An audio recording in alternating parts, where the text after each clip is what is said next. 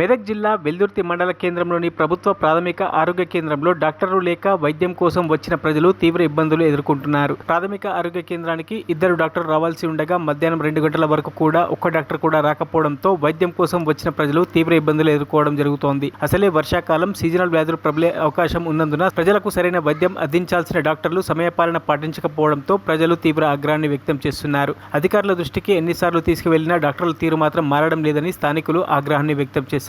ఉదయం నుంచి డాక్టర్ల కోసం వేచి చూస్తున్నామని, ప్రైవేట్ ఆసుపత్రికి వెళ్లాల్సిన పరిస్థితి ఏర్పడిందని వైద్యం కోసం వచ్చిన బాధితులు తెలిపారు.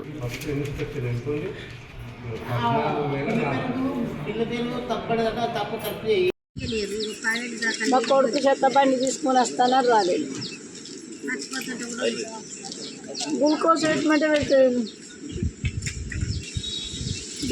సిస్టర్లు ఉన్నారు.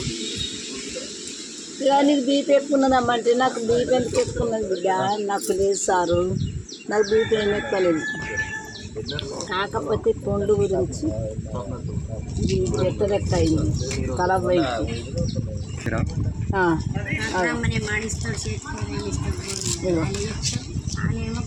మరిన్ని అప్డేట్స్ కోసం మా ఛానల్ని సబ్స్క్రైబ్ చేయండి.